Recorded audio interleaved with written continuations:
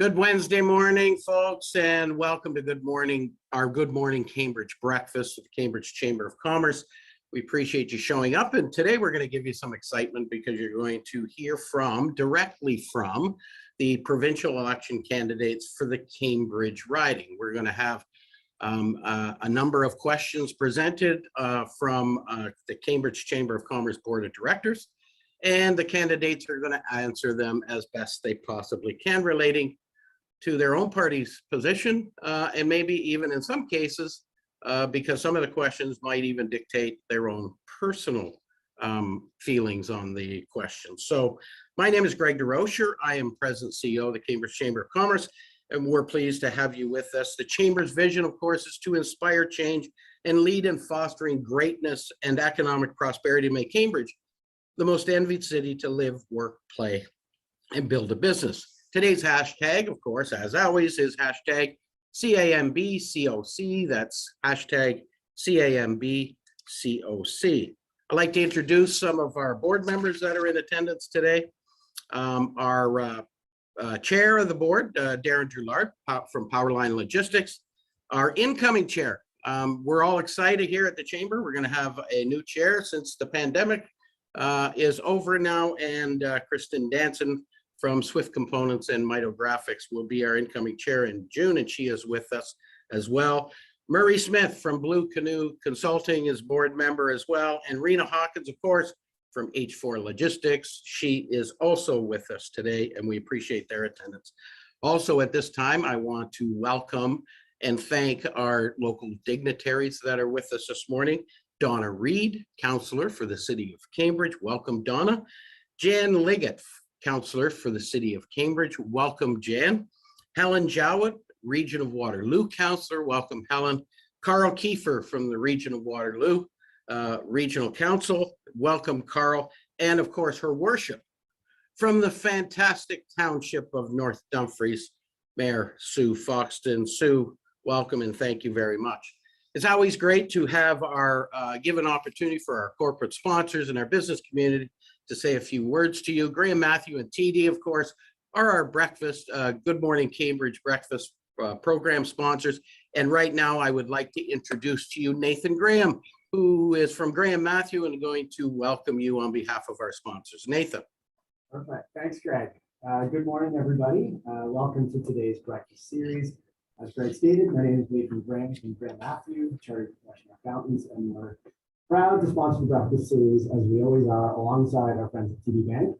I should quickly mention, since we are nearing the end of April here, that if you haven't got your personal tax returns filed yet, you've got Monday, May 2nd, or if you're a sole proprietor, you've got to have until June 15th. So I thought I'd throw that in because it's getting all stressful, but that's okay. Now this morning, we're excited to have the candidates representing Cambridge and North Dumfries with us. We're excited to hear their thoughts on their different platforms and kind of everyone's different views. And I'm excited to listen to the conversation and see how it unfolds this morning, Greg. Again, thanks everyone for joining, and I'll throw it back to you, Greg. Thanks, Nathan. It's always great to see you, but more importantly, it's always great to see you at a Cambridge Chamber event. And we are slowly getting to live and in-person events, and we'll have more about that later in the program. But first of all, I want to also acknowledge our supporting sponsors who are really important to our breakfast program. We got Energy Plus Inc., and Energy Plus is changing its name to Grand Ridge Energy, and that will happen very, very shortly. It's kind of exciting. They've now merged with the County of Brant Hydro and Brantford Hydro, and they're moving to their new digs probably in June down at the Gaslight District. So thank you very much, Energy Plus, for now. And we'll be happy to have you back as Grand Ridge Energy in the future as well. HeartZap Safety Training and Equipment. These folks are fantastic. They provide you equipment, but more importantly, they provide you training and health and safety. H4 Logistics. Rena Hawkins, probably the busiest logistics person in the city of Cambridge. H4 Logistics can take your parcels or packages or freight anywhere in the world, and give H4 Logistics a call if you need their help. And JD Development Group, everybody knows JD Development Group. All you have to do is drive down Hespeler Road, and right beside the YMCA, you see a fantastic housing development going in there from JD Development. They're great builders.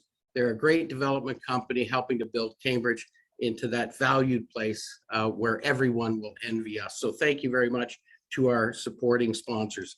Now, at this time, I'm going to one by one introduce the candidates. They're not going to make a comment right off the top until we get them all in here, and then I'll go over the rules and regulations for them so that they understand how we want to proceed. First of all, representing the Green Party for the riding of Cambridge is Carla Johnson. Carla, welcome. Wherever you are, there you go. Good morning, I'm right here. Thank you so much, Greg. And the current incumbent, the member of provincial parliament, representing the new Blue Party is Belinda Carahalios. Belinda, welcome this morning. Thanks for joining us. Good morning, Greg. Thanks for having me. Good morning, everybody. And representing the New Democratic Party for the Cambridge riding is Marjorie Knight. Marjorie should be familiar to everyone. She's run before, and we've had an opportunity to hear her speak as well, but this is going to be a new go-round. Welcome, Marjorie. How are you? Thank you, Greg. Good morning, everyone. I am doing wonderfully well this morning. Thanks for having me. And representing the Progressive Conservative Party is Brian Riddell, and Brian is here in all his glory, ready to take on a new role in life as he's now moved into the political field. Welcome, Brian. Thank you for coming this morning. Good morning, everybody, and thank you for inviting me to this, Greg. And last but not least is our Liberal Party candidate from the Cambridge riding, Sharika Shenoy. People maybe would know her from the past. She has been running in one of the ridings in Cambridge before. Sharika, welcome back. Thank you very much for coming this morning. Thank you, Greg. This morning, the candidates are going to have the opportunity to do opening comments. They're going to be given 1 minute to do an opening comment. They're going to be 1 minute to do a closing comment, and they're going to be 90 seconds. They're going to have each of one of them to answer each question that Kristen delivers this morning on the Chamber's behalf. Thank you, Kristen, for taking the whole load on yourself. We appreciate it very much. And the topics, the topics will center around healthcare, pandemic preparedness, housing, taxes, and debt. By the way, the candidates have not seen the questions. These are questions generated out of the Chamber. None of the candidates have seen them, and they'll have 90 seconds to answer the question. But first, we'll go into the format of opening comments, and we're going to start off with the Green candidate, Carla Johnson. Carla, you have 1 minute. Good morning. Thank you so much. Well, good morning, everyone. I am Carla Johnson, the Green Party of Ontario candidate here in the Cambridge riding. And I want to thank you, the Chamber of Commerce, for inviting us all here today. You have always been a strong voice during elections, educating and encouraging people to get out and to vote. Now, for years, I've been a classic strategic voter, voted in light of what I did not want. But recently, I made a big shift in my thinking. And instead of voting according to what I don't want, I am ready to build what I do want. The Green Party of Ontario is a perfect fit for me. It's working to do politics differently, to be collaborative, to be good ideas are good ideas, no matter where they come from, to respect the experts, the scientists, the researchers who dedicate their extraordinary expertise to help us all, to work for the good of all Ontarians, to create a more equitable province where our most vulnerable are cared for and our earth, air, and water are protected. There is reason to hope. We can create a province that we are proud to call home, a province that values its natural resources and embraces each person, leaving no one left out. Thank you very much. Thank you, Carla. And next will be Sharika Shenoy from the Liberal Party. Thank you, Greg. Good morning, all. My name is Sureka Shenoy, your Ontario Liberal candidate for Cambridge, and it will be a privilege and an honor to serve as your MPP. I'm sure I've met or spoken to many of the businesses here today as past chair of the Cambridge Memorial Hospital Foundation Board, asking you to donate by being a caring business or as a caring family. Many of you stepped up, and today we have a state-of-the-art hospital right in our backyard, thanks to your generosity. I currently sit on the board of directors for Hospice of Waterloo Region. I'm also one of the co-chairs for the East Indian Community Walkathon of Waterloo Region that has raised over $400,000 for local hospitals. I also volunteer my time to mentor and coach young professionals, small business owners, and our youth to set them up for for success. I am here today, eager to listen, answer some of your questions, and make a strong case for Ontarians to choose the Ontario Liberal Party to form the next government at Queen's Park on June 2nd. Thank you. Thank you, Sharika. And now from the New Blue Party, our current member of provincial legislature, Belinda Carahalios. Belinda. Thank you so much, Greg. Good morning, everyone. My name is Belinda Carhalios. I'm the current MPP for the riding of Cambridge with the New Blue Party of Ontario. I ran as an MPP to respect taxpayers and make a better Ontario. And I thought at the time that the PC party was something that it wasn't. After fighting for businesses, fighting against the carbon tax, fighting voter fraud, and voting against the lockdown bill, I was kicked out of the PC party. So my husband Jim and I started the New Blue Party of Ontario. Unfortunately, the Ontario PC party is another extension of the Liberal Party of Ontario and Liberal Party of Canada. For the last 4 years, we've seen no improvements in tax policy or business policy. Premier Ford cut a deal with Justin Trudeau before the Supreme Court ruled on the carbon tax, and their legal argument in court conceded 2 of the 3 legal arguments. The PC party has spent more and have a larger deficit than the Liberal government before them. Making matters worse, in response to COVID, instead of common sense measures, they imposed the longest lockdowns in North America, and their policies leave Ontario woke and broke. The New Blue Party is here to offer the solutions necessary to ensure our province's future is one of hope, opportunity, and prosperity. Thank you. Thanks, Belinda. And now from the New Democratic Party, Marjorie Knight. Good morning. My name is Marjorie Knight, and I am representing the Ontario NDP.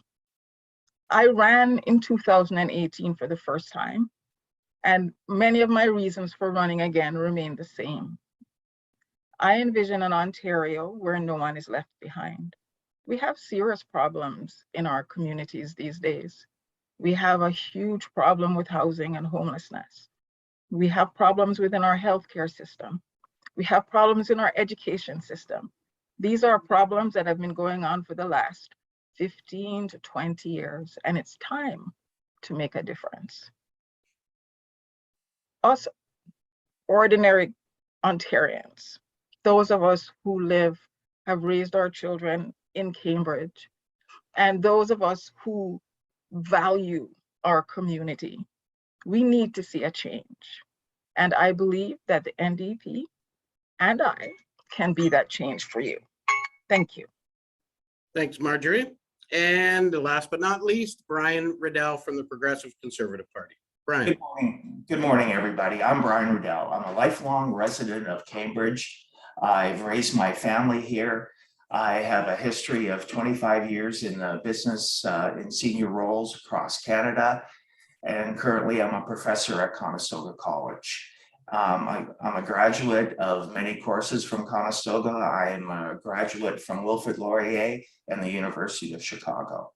The reason I got into this race was basically to straighten things out and make things better for Ontarians and the people of Cambridge. And basically we can sit and talk, and I believe, like even some of the comments the other candidates made, I agree with. But through good discussion and working together, I think we can make Ontario a better place. Thank you very much. Thanks, Brian. Okay, now we're going to get into the comments. We're going to start our responses from, first up will be Belinda. She will be given 1 minute and 30 seconds to answer.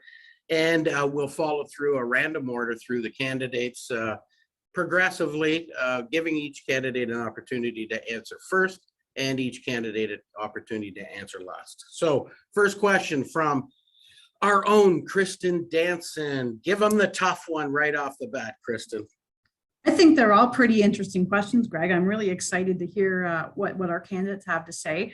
First off, I want to thank each of you for putting your names up for election. We live in a great country, in a great province, in a wonderful town, and having strong candidates hard at work for us is a key part of our society. And I thank you for putting your names out. I know it's not easy. So our first question, because we are the Chamber of Commerce, is about the economy. What is your party's plan to balance the budget, or is it to be in perpetual deficit as we have been for the last 19 years? Thank you. And we'll start off with Belinda. Go ahead, Belinda. Thank you so much, Kristen, and thank you, Greg. You know, the New Blueprint is our platform for the New Blue Party. And we promised to provide a 3% cut in the HST and actually get rid of Doug Ford's carbon tax. We are getting rid of his industrial carbon tax provincially, because if the province is implementing one, basically that means whatever federal government that we have, regardless of whether or not they're against it, this province will always have one. And so we need to get rid of it provincially. We need to continue to fight against the federal one. Unfortunately, the current PC government, they haven't reduced taxes, and they've spent more than the previous Liberal government did before COVID-19 spending. What we're seeing from the Conservative government right now is that they're doing exactly what the federal Liberals are doing. There is no difference between the two. So right now we have an economy only growing at 1 to 1.5%. And what we need to do is we need to grow that economy. We need to support our small business community, because that's where the jobs are. And the last 2 years, unfortunately, our business community have been told to shut down on 4 separate occasions, which has been harmful for our community.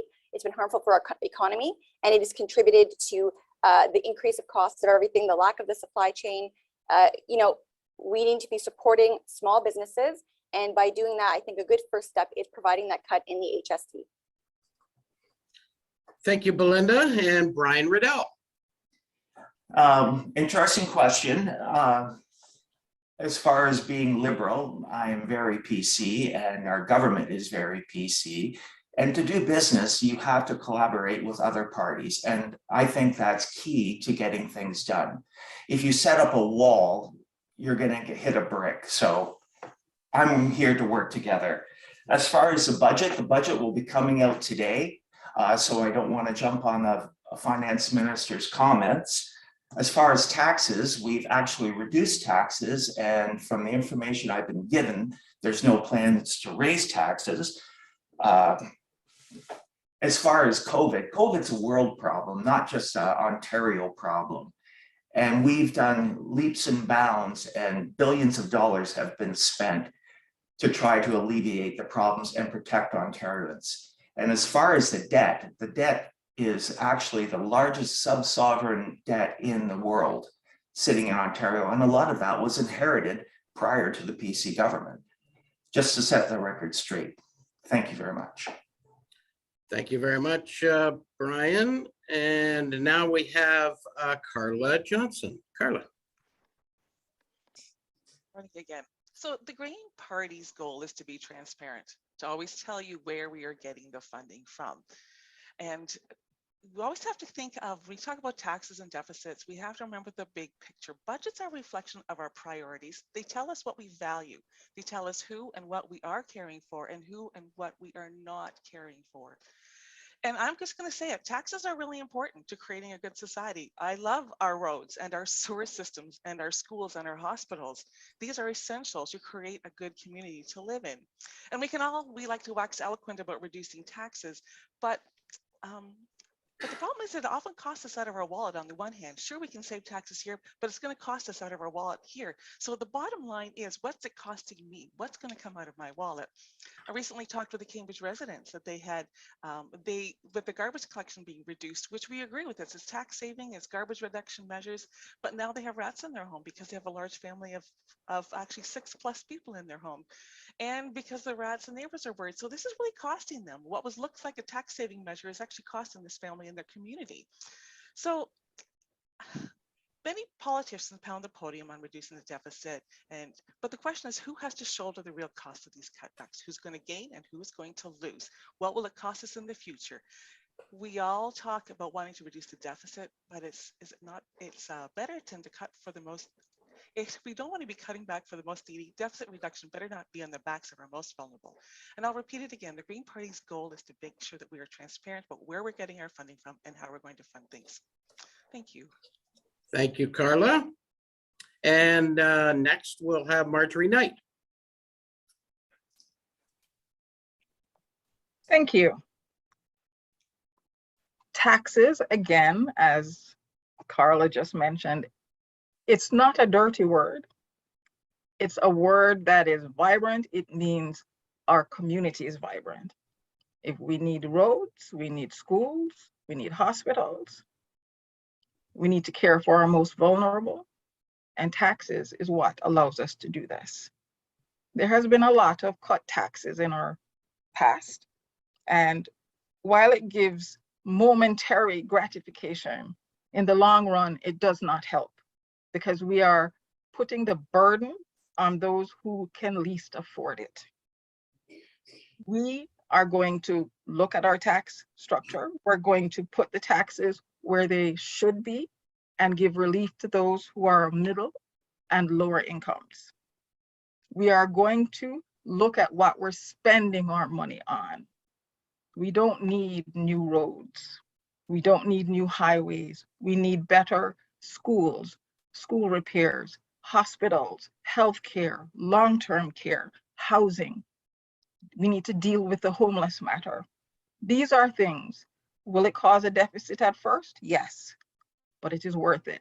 It's where we spend our money and how we spend our money that's important. Thank you. Thank you very much, Marjorie. And next is Sarika. So thank you, Greg. And I have to agree. I saw the progression of comments from starting how we have to cut taxes to the case for having taxes, because they are the, as a small business owners, you guys all know, you have to have revenue come into the as a business to do what you do best. So as a government, you need tax revenue to get the programs running that we count on day to day. So in terms of budget and deficit, Greg, that was your question. Our platform is not out yet, but we will be talking to it soon. There's no question. However, cutting taxes is not the best way to balance a budget. Neither is it the way to get our deficit down. The minute you cut taxes, my question to my colleagues here or the PC government would be, what programs are you cutting? And that is not okay. Cutting programs is one thing. To fix it takes much more. So the maintenance of infrastructure is very important.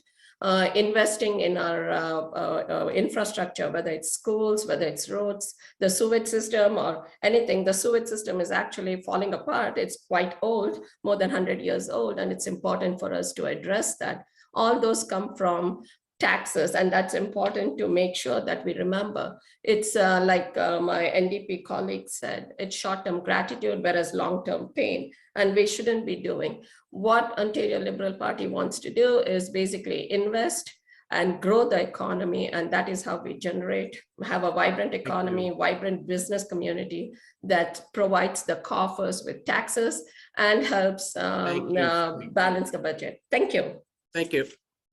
Okay, and our infamous chair of the board, Darren Drillard, is with us.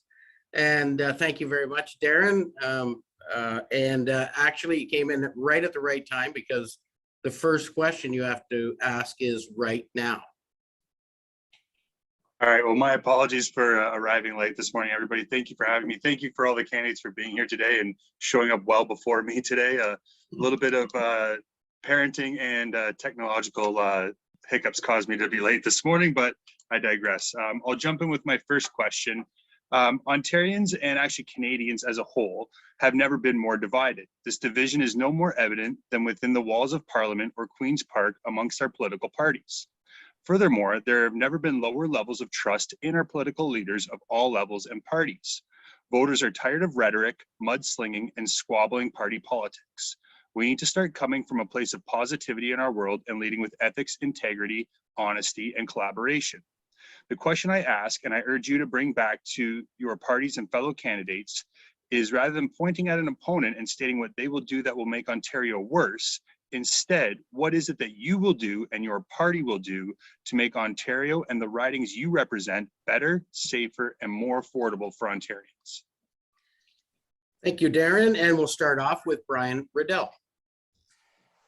Thank you for the question. I agree.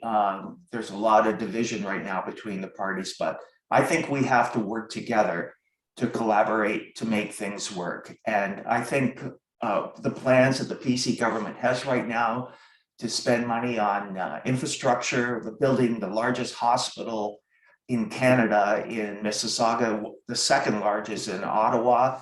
These are some of the biggest projects ever taken a hold of in Canada right now.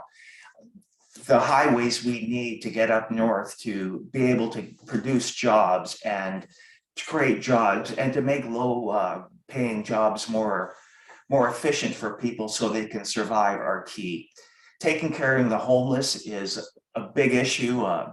The CTS site, taking care of people that can't take care of themselves is important, and we all have to work together to make this positive and make Cambridge and Ontario a better place for all of us.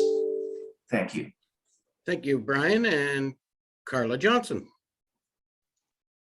Thank you. I would like to address specifically the division, I think, that exists within our society and within our politics. One of the things I really love about the Green Party is the Green Party believes in collaboration. And if you look where the Green Party has been strong in places like Europe, Green parties have worked with parties from across the spectrum. And we like to talk about left-right spectrum, and I like to think of the Green Party as a triangle. We have left, we have right, and then we have the Green Party, and we create a triangle because the Green Party can look across and say, a good idea is a good idea no matter where it comes from. But I think the really big thing driving our division is fake news, alternate media. It's a really, really big problem.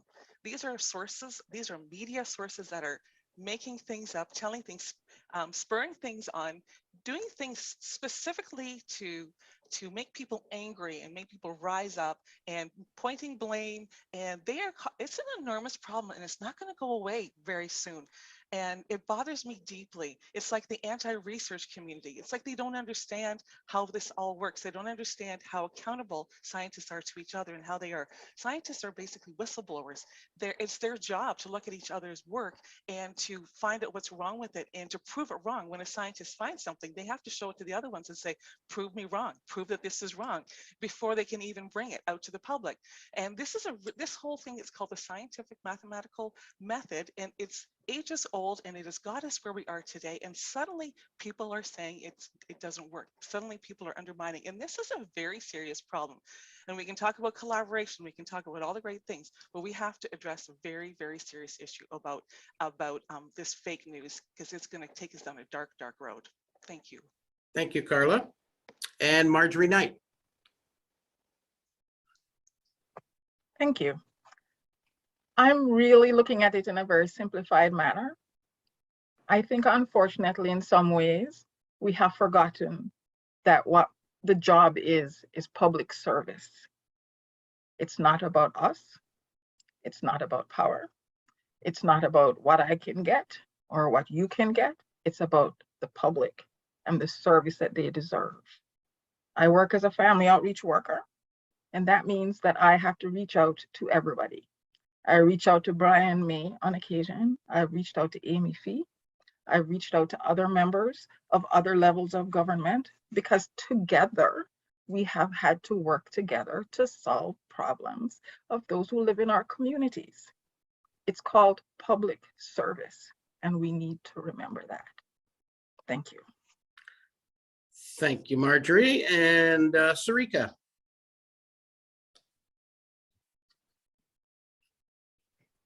Sorry, Greg, I forgot it was my turn. Thank you. So your question was on division and rhetoric, and I agree. I hate social media. Hate is a strong word. I don't like social media, because all you get is a backlash. If you say something positive, you have to say negative to be heard, I'm told. But that, I think most of the division comes because of that, I feel. Most of us as politicians enter because we care about the community, we want to do good. And I believe politicians do collaborate.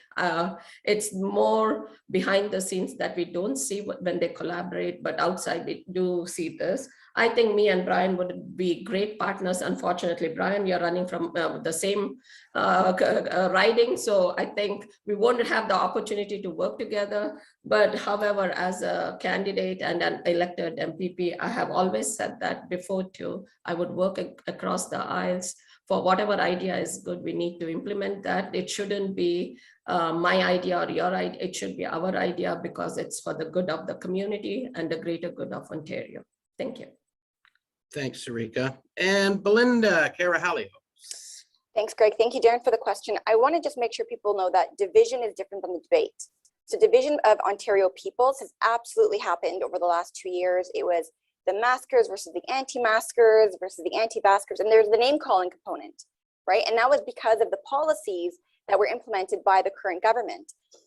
When we have debate, so when you have politicians or political parties, when we're looking at each other's policies and platforms and legislation that's being put through, that's not division.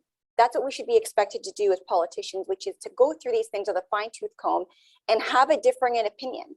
So whether that's putting that on social media or saying it in the legislature or whatever it is, that is differing, sometimes unpopular opinions, but you know, freedom of speech is freedom of speech, and we should be allowed to say those things, and differing opinions sometimes elicit reactions, and that's okay. But you know, there is a difference between, like I said, division within the population and debate with politicians and political parties. Now, I absolutely can work with other parties. I work closely with Mike Schreiner of the Green Party and anyone who really wants to get along and talk about these things and flesh out these ideas to make them better. Now, with regards to making Ontario better, I think as an elected representative, it's listening to your community. And we know that, for example, as Brian mentioned, the injection site debate, the community has been very loud and clear that that would devastate downtown Cambridge. And so I've been fighting against that and looking at better ways to support our most vulnerable through programs, through supports, through rehab, and not necessarily through an injection site, which the community has very largely been against from the very beginning. Thank you. Thanks, Belinda. And our next question comes from Kristen Danson. Kristen. Thank you, Greg. We have a rationed healthcare system, granted, because it is a public system. Many rant that bringing in any level of private care immediately moves us to the insanity of healthcare south of our border. However, given that we already have a public-private system with dental care, vision care, chiropractic, not to mention the private executive clinics, we have two-tiered healthcare right now, but we fail to commit to it in order to provide a better system. Would your government or you be open to looking at ways the private sector could assist the government's mandate of providing better healthcare to all Ontarians? And we'll start off with Carla Johnson from the Green Party. It's an interesting comment to sort of assume that we are going to stay two-tiered, to assume that the two-tiered way is a way to move forward. And I think it's important that we step back and take a look at the big picture and ask ourselves a question. We've been moving in a two-tiered direction for a long time, probably for the last 20 plus years, quietly, slowly moving into a two-tiered structure. What the Green Party wants to look at is this actually efficient? Is it efficient to have a two-tiered study, a two-tiered system? Is it effective? Are we going to actually meet the needs of all Ontarians? Who is going to be best served by a two-tier system? There's no question it exists. It's very quiet, not talked about a lot, but it's been going on for some time. The Green Party's goal is to look at what makes for a better and caring society, straight up. Does this make for a better caring system work? Does this make Ontario work better? Does this help our most vulnerable? Does it help us when we're in crisis? I'm a little bit selfish. One of the reasons I'm running is because I want to make sure that when I'm old, I'm going to have a good place to go for healthcare, because I might end up in a nursing care, and I want to make sure that those PSWs are paid properly. And some of the things about the two-tiered system seem to work, but some of the things about the two-tiered system aren't working, and some of them are heavy laden with bureaucracy. And it's all about looking at what's going to make our system lean and work effectively and make sure that we know that we're here for each other as a province. Thanks. Thanks, Carla. Marjorie Knight.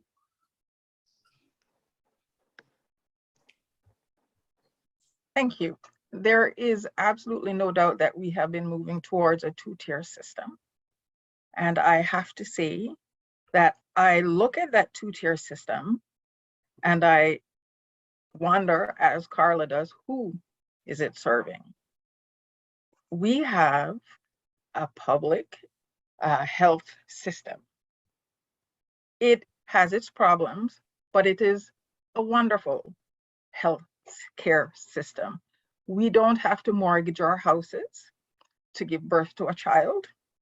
We don't have to go into debt because we have a medical concern, and we need to preserve this.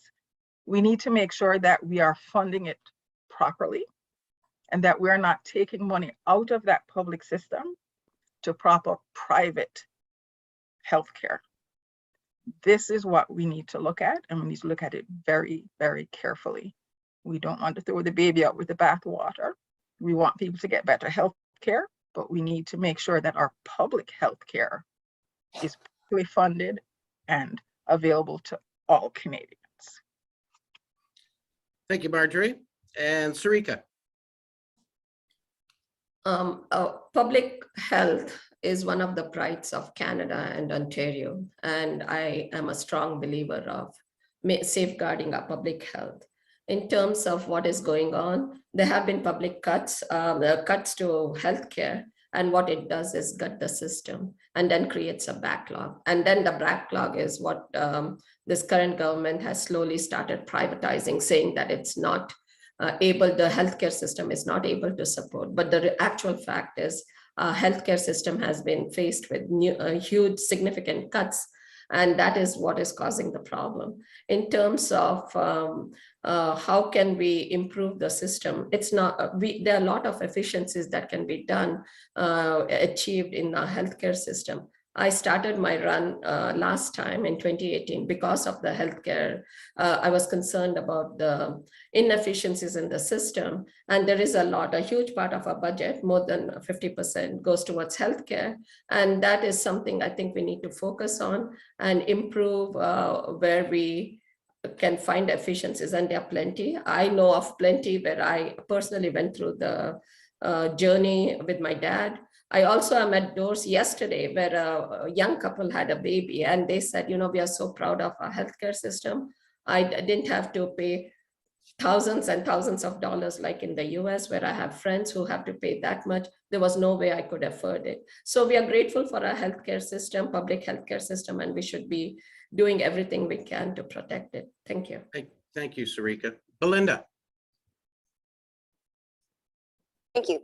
So the whole private healthcare two-tier healthcare system, I don't think that we do have a two-tier healthcare system right here at the moment, like a true two-tier healthcare system, because I know from experience, as many of you know, my husband had cancer, and thank the Lord that he's clear now. But he was at the hospital yesterday for his checkups. There was a woman there, pardon me, who couldn't get treatment for her cancer since November. And there are individuals who can't get MRIs or CT scans who threaten, for lack of a better word, their healthcare providers that they're going to go to Quebec or to the States in order to get these procedures done in a timely manner. If there truly was two-tier healthcare system here, they could go to a private facility to get that done. Now, it's not a dirty word either. It might be something that we should look at. And how do we ensure that, you know, can we decrease wait times for those who are not able to afford it by allowing those who are to get these procedures done elsewhere, so to reduce the wait times? Like, we need to actually look at things like this to see how it can benefit A, the economy, and B, individuals who need it most. But you know, what we need to do more importantly is restore dignity and transparency in our healthcare.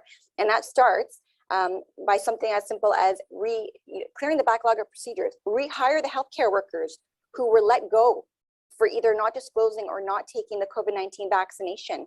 And we need to be offering choice in services. So, you know, we start there, and we need some more transparency around hospital spending. We spend a lot of money. It's our biggest ticket item when it comes to our taxes, and we should be getting a bang for our buck, understanding how much these procedures and services cost, and ensuring that we are supporting them properly, but making sure that the Ontario public knows where their dollars are going and how they're being spent. Thank you, Belinda. Brian Riddell. Our healthcare system is not perfect by any stretch of the imagination, and COVID-19 has shown a lot of breaks in it. But as far as privatizing healthcare, we have to look at results and we have to look at efficiencies. And I don't want people going across the border to get an MRI. They should be able to get it in Ontario. And over the next 10 years, the PC government plans to spend $30 billion. We're hiring more nurses. We've expanded seats for doctors and nurses. For example, if they go to an area that's underserviced in Ontario, now we'll pay for the tuition of that nurse. The whole bill will be paid for her or him, depending on what the location is. But it's not the perfect system, but we're doing everything we can to improve it. And what it is, it's years and years of prior government neglect. And unfortunately, we got hit by a pandemic that we should have been prepared for. Thank you. Thanks, Brian. And our next question comes from Darren Drudard. Thank you, Greg. One party has it in their plan to be 100% electric vehicles by 2035 in 13 years.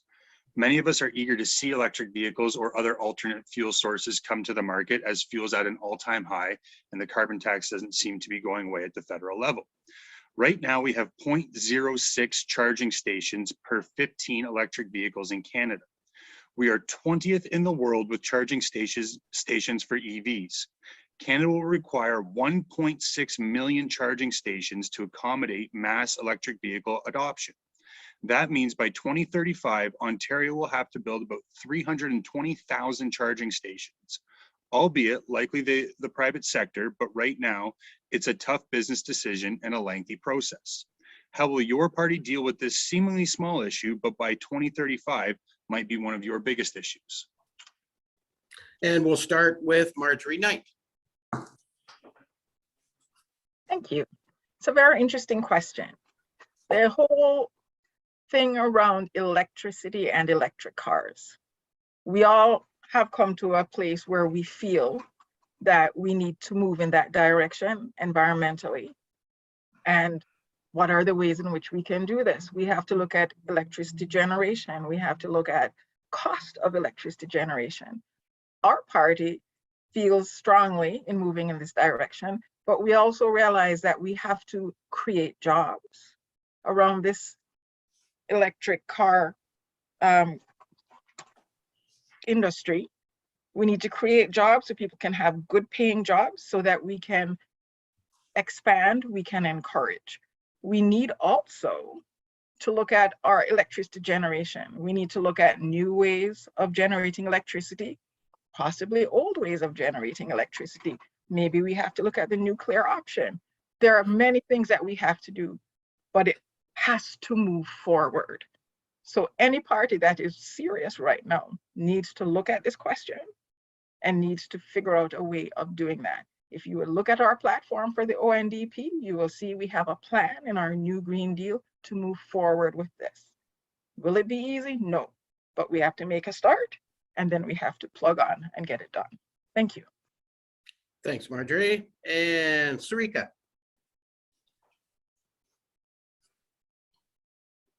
Thank you for the question. In terms of what is needed, there was the cap and trade program that was scrapped by this government, which removed $2 billion from the coffers, which was set aside for charging stations, green projects, and much more. So, one of the things we need to understand every time the government, this current government, I say, cuts programs, it does a lot of harm. Electric charging stations are important. A liberal and elected Ontario Liberal government would provide incentives for charging stations as well as at home. You need a charger at home as well, and incentives to buy. I have to slightly refocus in about climate change. It's not just electric vehicles. We have to do a seismic shift in how we look at manufacturing, agriculture, and everything in order to attain our net zero carbon emissions by 2050. So we as Ontarians need to look at innovative ways of doing things. There is a carbon cure. I was just watching that yesterday. I think they've won some recognition of recapturing carbon and supporting a reduction in carbon emissions. So we have to look at much more than just charging stations, which is absolutely an important infrastructure project that we need to look at, and we are all for it. Thank you. Thank you, Sarika. Belinda. So this is a perfect example of why an entire industry dependent on government funding is not sustainable. Because the market, it has not demanded it, and we will be putting tax money into these vehicles, but other aspects of supply chain like charging stations aren't ready. The electric vehicle craze, it's not sustainable, and therefore the Ford PCs, they're doing whatever the Liberals did. They're wasting tax money, we need to reduce electricity rates. That's what we actually need to do. We need to increase take-home pay and productivity. We need to get our manufacturing sector going again, because under the Ford PCs, we went from 1 million manufacturing jobs to 750,000. And that is unacceptable, and it's worse than the Liberals. Thank you, Belinda. And Brian Riddell. One of the personal things I do is I study glaciers, and I had a show called Melting Ice at up at the museum in Kitchener. And what that involves was going to Iceland over years and flying my drones over glaciers and actually watching them melt off. One so bad that it melted completely away. The environment is changing, and we have to do what we have to do to make so we can survive, our children can survive. And I agree, we need more power stations and charging stations for our vehicles, because it'd be ridiculous to buy one and not be able to use it. But when we look at the LG plant they're building in Windsor, will be one of the largest battery production facilities in North America. We look at the investments we've done with Ford, with General Motors, getting jobs back for people, that high-paying jobs that people can live in and have a good life with. These are important. I'm not here to bash anybody or mudsling or any of this. I'm here to make Cambridge and Ontario a better place. And we have to do that by protecting our future generations through having clean energy. Nuclear power is one option, definitely. Coal, we've got to get rid of. And we have to use the best resources that are the most efficient to make our future for ourselves, or else we're going to be lost. Thank you very much. Thank you, Brian. And Carla Johnson. I have to say, I really appreciated hearing all the responses to that question, because it's kind of given me some hope to see that overwhelmingly our political parties here in Ontario are saying, yeah, we have to look to the future. We have to look to alternatives. We have to address our climate emergency. And that's actually making me very warm-hearted right now. The thing I like about, that excites me about this idea of electrification, and it's not just electrification, there's many other options, there's many other sources, is that this is like the green economy we call with the Green Party. The green economy is this great opportunity to create these new things, these new ventures.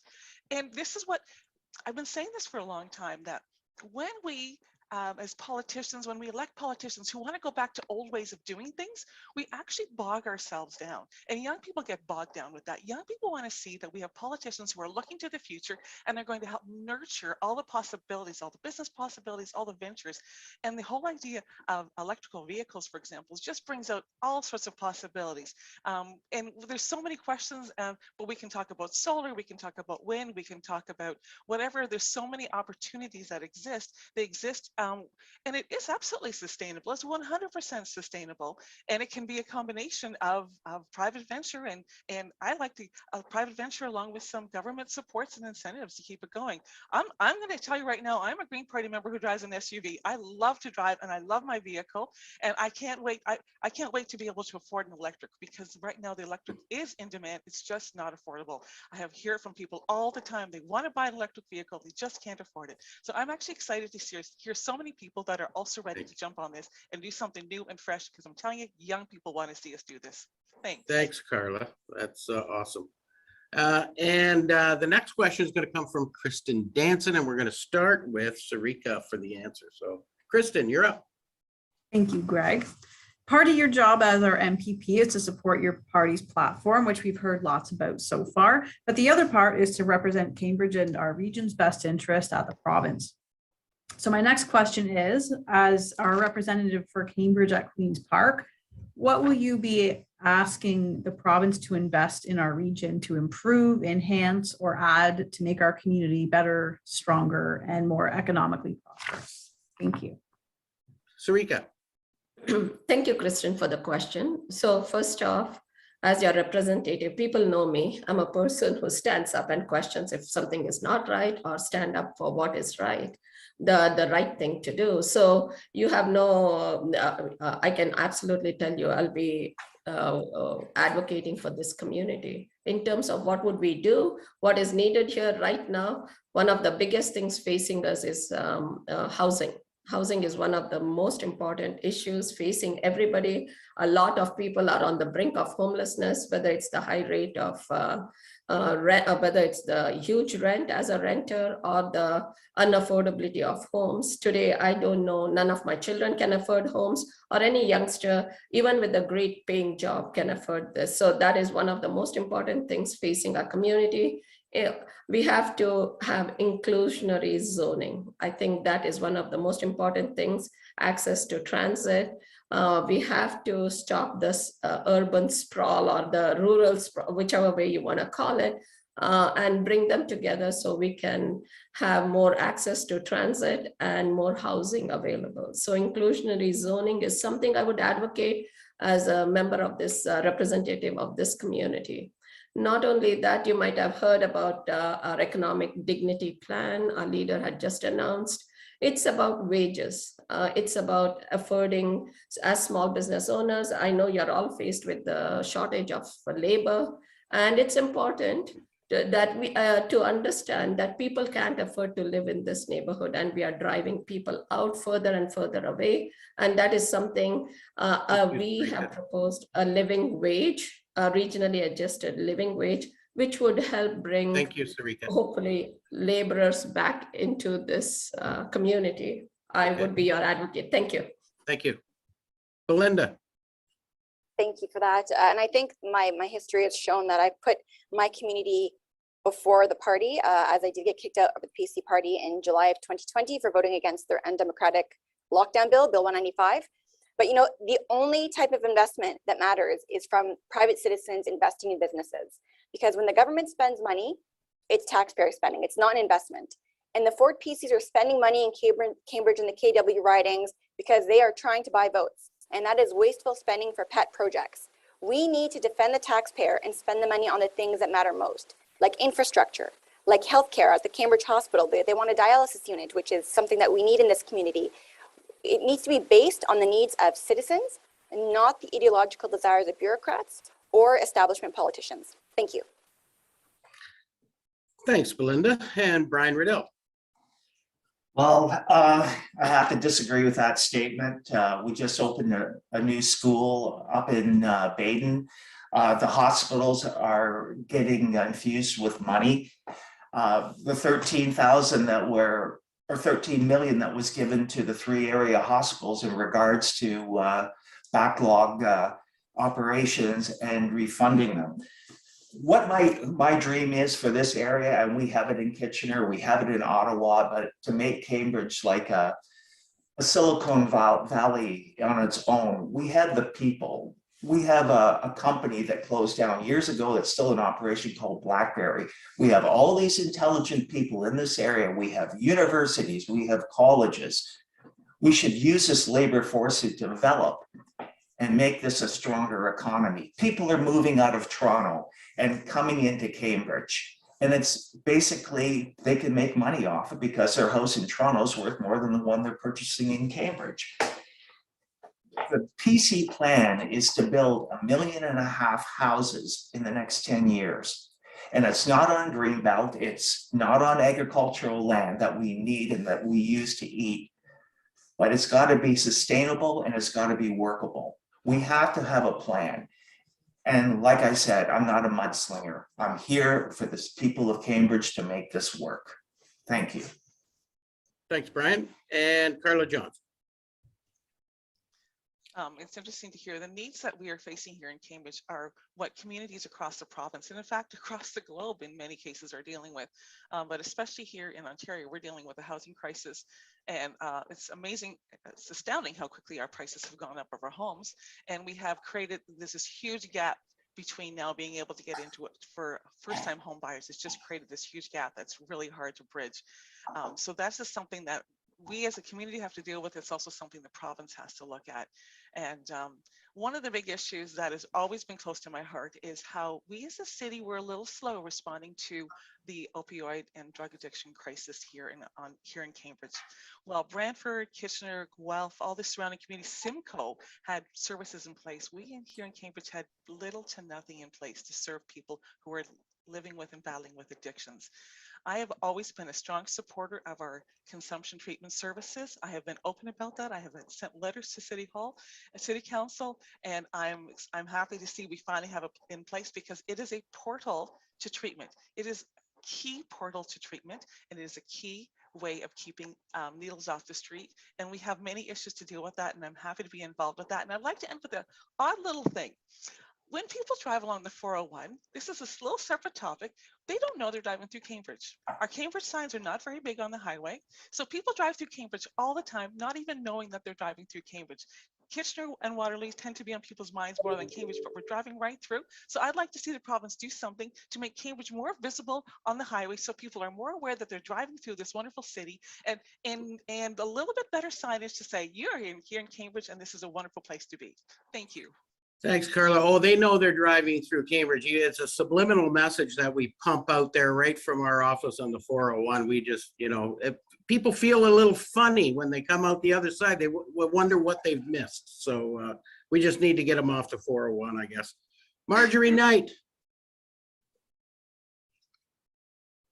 Thank you. Cambridge, my community. I work as a family outreach worker here. So I spend a lot of my time in the community and speaking to people about their needs and trying to facilitate them achieving their goals in life. What do people need here?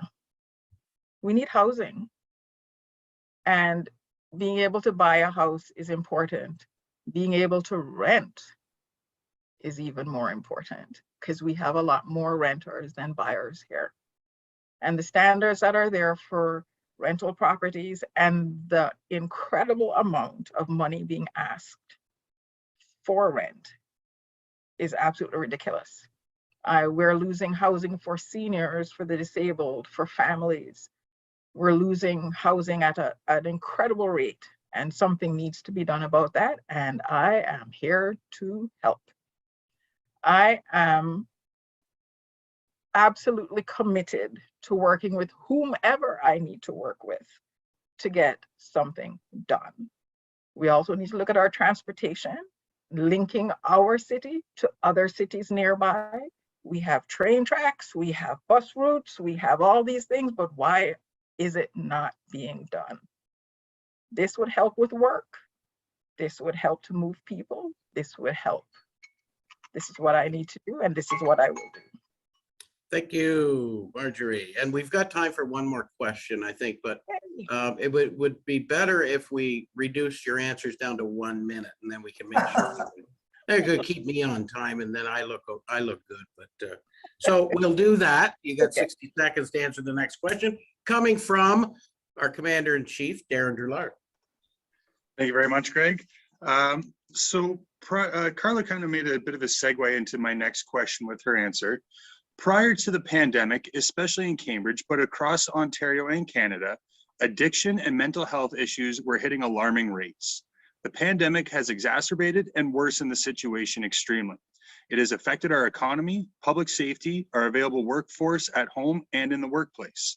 How will your party accelerate solutions for cure and long-term care to help those in need? And ultimately, what do those solutions look like? Belinda Carahalios. Yeah, I agree with you, Darren. The pandemic has absolutely exacerbated the mental health and addictions issue that we are seeing in Ontario and in Cambridge. And there was a combination of things. If I can address that, it was the mandates that were imposed, whether it's mask or vaccine mandates. It was the 4 lockdowns that we had to endure. A party that claims to be for the people, and our poor businesses were forced to shut their doors. And you can't have this much government involvement. You had the schools being shut down. So we saw this mental health crisis happening among all age groups. It wasn't just set to a certain age group. We were seeing it in our children. Suicide rates are up. I mean, this is a very, very serious issue that we have at hand, unfortunately. And, you know, the government created this problem, and now they're going to try to solve the problem as well. Now, when it comes directly to the drug issue here in Cambridge and the homelessness crisis, the solution, everyone wants to say, you know, I've done something by saying, let's do an injection site. They want to check the box, but that's not actually helping people. And I've said that from 2018. And no, it's not the popular opinion with some people, but the community has been very vocal about that. So the New Blue Party is going to be putting investments into healthcare, investments where it matters. So not just, you know, saying what we're doing something by doing an injection site. No, what does the community want? The community has said here in Cambridge, and I will advocate for them forever, which is invest in mental health supports, invest in treatment, invest in anything that's going to help these individuals get off of this addiction that they are struggling with right now. And that's something that's being largely ignored. Everyone wants to put a Band-Aid and say, if you let them have a safe place to inject, it's going to make everything better, and it's not. And we need to start looking deeper into these solutions and not these Band-Aid solutions. Thank you. Thank you, Belinda. I guess we're going back to 90 seconds. So Brian Riddell. Well, as far as the CT safe injection sites, it's a stage, it's a beginning. A society is measured by the quality, how we take care of our most vulnerable people. And a lot of these addicted people need to be rehabbed and become a contributing person in society. And to do that, we have to start somewhere. And safe injection sites, the first stage. We get them there, we start talking to them, we start rehabbing them and bring them back to society. As far as what's happened in the last 2 years, it wasn't caused from the Ontario government. That's a ridiculous statement. It was caused by a world epidemic that caused all these problems, and 13,000 people in Ontario have died. We did everything as a government to try to prevent it and reduce those numbers. We have some of the lowest rates in the world, and thank God for antiviral pills we have now and vaccines and wearing masks, which I hate personally, but I wear because I respect other people. That's why you get vaccinated, not just for yourself and your family, but for respect. Thank you very much. Thank you, Brian. And Carla Johnson. Yeah, to continue with a little bit of the CTS is the consumption treatment services. Just like Brian said, it is just a start. It is only a start. There's multiple layers of supports that need to be in place. And so we just got started here in Cambridge. Take a look at what's going on in Simcoe. They've got multiple layers of treatment available. Take a look in Brantford, Kitchener, Guelph, and then we can continue going on to other communities. And I say this because I've been pretty open about this. My niece lived here and battled addiction here on the streets in Cambridge. And I learned an enormous amount from her. She has done very, very well. It took multiple rehab for her to find her way, but she's my hero. She's my inspiration.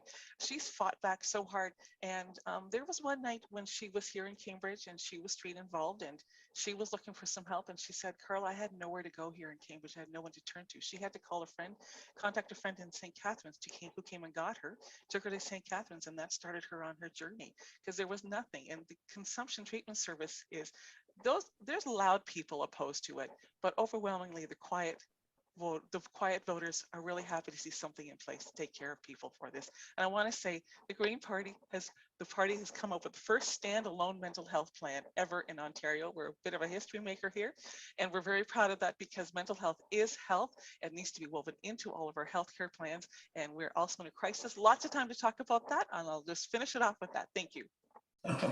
Thank you, Carla. And Marjorie Knight. I'm sure everyone understands where I stand with this, as I work quite extensively with this population also. CTS means that we have wraparound services. It means that we're looking after their mental health and their physical health.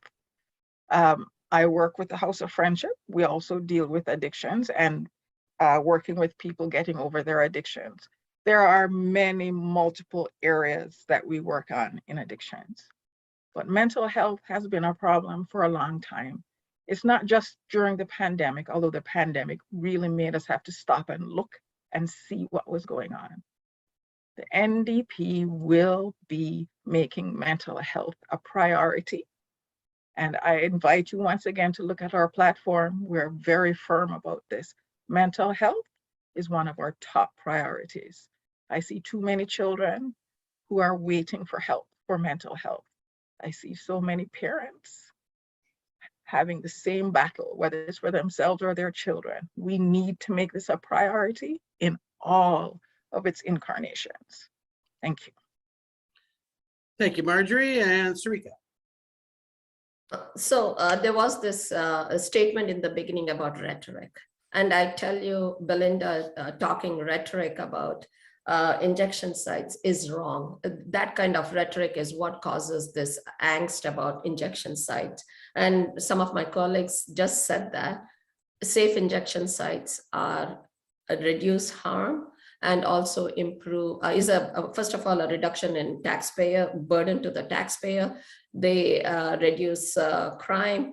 Studies have shown that, and it's important to educate the people rather than the rhetoric that encourages drug use. It isn't. We have wraparound services where they try to wean people off drugs. So hopefully Belinda can make sure those information is available to people who talk to her about it. In terms of mask mandates, again, the same rhetoric. It has been proven for hundreds of years that masks do help reduce infections or limit the spread of diseases. And that is one of the most important and simplest things we can do to get out of this pandemic. So I do not understand the rhetoric that's out there about mask mandates. It's period.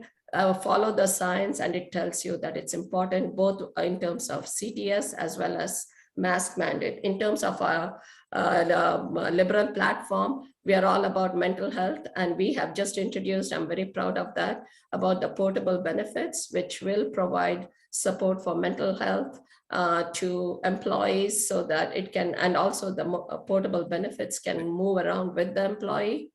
So I'm proud of that, the fact that we lay emphasis on mental health. We have said we would have 5,000 mental health workers in schools to provide mental support for students. And something that I'll finish up. Thank you, Sarika. You're way over time. Anyway, now we're come to the end of the program. I'm going to be in a lot of trouble because I'm going to have to finish up really quickly here. But we're going to have our closing comments, and you have 1 minute. That's 60 seconds by my clock. And we're going to start off with Marjorie Knight from the NDP. Marjorie. Thank you. Thank you for having me here today. It's very important to be able to get my voice out. I want people to know that the ONDP is here for you. We're here for everyone.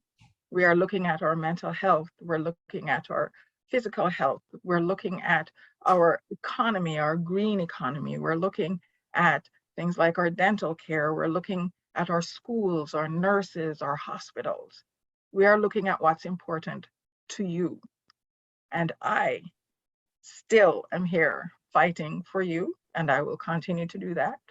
Housing, as everybody knows, is one of my biggest areas, and I will continue, whether I work as a family outreach worker or I work as a member of the ONDP as an MPP, I will be here looking for solutions and working with everyone possible to get things done for you. Thank you. And Carla Johnson. So much. What a great and vibrant morning.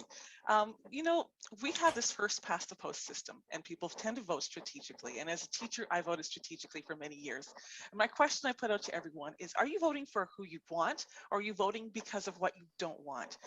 I am so honored to represent the Green Party of Ontario, and I want to let you know what the Green Party wants to do. We want to build a caring province with strong public services, where we protect the places we love, with work, play, and live communities. We want to rethink how we live from the bottom up, from the core out. We want to prioritize preventative health measures. We want to see election reform, so we get past this competitive first past the post system that we have. We're looking for inclusion and truth and reconciliation, and we are excited about the unlimited possibilities of the green economy. On June 2nd, vote with me, vote green. I'm Carla Johnson. Thank you. Thanks, Carla. And Brian Riddell. like I said from the beginning, I'm a Cambridge resident and I was born here. And I've seen lots of changes in my years. And I want to cut all the crap out. I want to be here to represent Cambridge. And I'm asking for your vote for that reason. Doug Ford, some people will say they don't like him and some people won't. He's gone through 2 years plus a few months of this COVID epidemic. And I think if we hadn't had it, we'd be much further ahead. And what I'm looking forward to is another 4 years of a PC government in Ontario so we can grow our area. But saying that, I'm here for Cambridge first. That's my objective, and that's everything I'm about. And if anybody wants to discuss that with me, they can call me, email me. I'm completely open for discussion, and I believe in working together and protecting the most vulnerable people in our society. Thank you very much. Thank you, Brian, and our MPP, current MPP, Belinda Carahalios. Thank you so much. Thank you for this. This is great. So it is paramount that we have MPPs at Queen's Park challenging the establishment parties on accountability, on defending the taxpayer, on ensuring our economy is stronger. And that's why I'm running for re-election, because the people of Cambridge and Ontario, they want and need another option. They want me to continue fighting against the injection site, which will be detrimental to our downtown, to stand up for tax relief, for expanding early treatment for COVID-19, which was by and large very hard for people to get, to continue pushing back on harmful policies. The New Blue Party of Ontario has the new blueprint, which will reduce electricity rates, will grow our GDP at 5%, provide tax relief with a 3% cut in the HST, restore dignity and transparency in our healthcare, and axe the Doug Ford carbon tax. So I hope I can count on your support to continue serving you at Queen's Park after June 2nd. And for more information, please check out newblueontario.com. Thank you so much. Thanks, Belinda. And Sarika.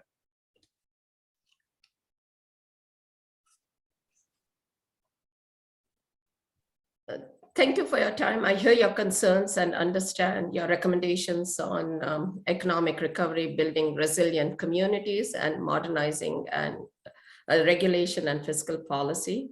We've already announced our partial platform through the Economic Dignity Plan, Seniors Care, and couldn't be more proud of our platform.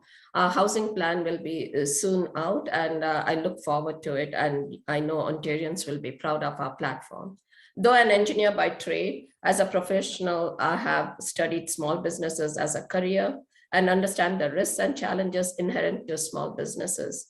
As your elected representative, you will have in me someone who understands your issues, a willing partner, and knows the fact that small businesses are the backbone of our economy. You can count on my passion to help people, my courage to stand up for fairness and equality, and my integrity to do the right thing. And sincere, hardworking, someone who will stand up for this community, a voice you can depend on, someone who is sincerely seeking the privilege to serve you. I hope I can count on your support on June 2nd. Thank you for listening and have a great day. Thanks, Sarika. Thank you, Belinda. Thank you, Marjorie. Thank you, Carla. Thank you, Brian. You know, a lot of people don't give you the sincere thanks. I know what you're going through right now. And so I'm giving you my sincere thanks and appreciation for everything that you do.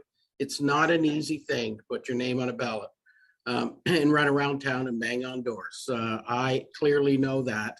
And I hope other people appreciate exactly what you're doing. So you're good people, you're people we want in our community in one way or another.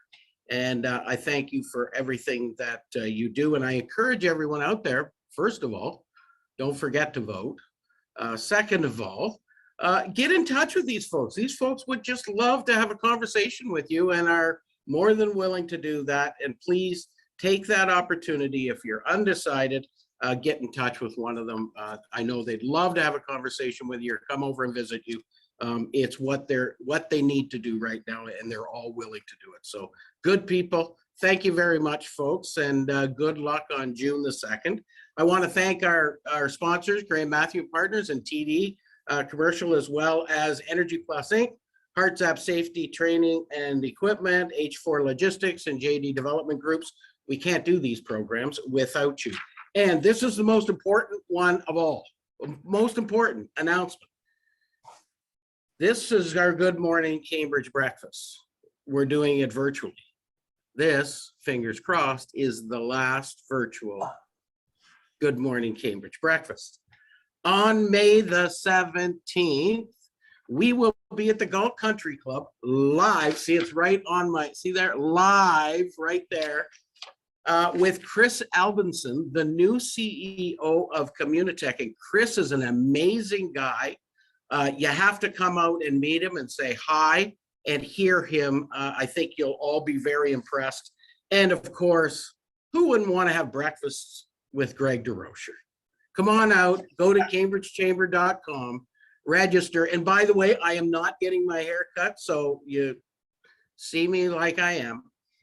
But I will be there, and I hope you will be there as well. Thank you very much, folks. Have a very productive day, and thank you very much to all of our candidates. Thank you.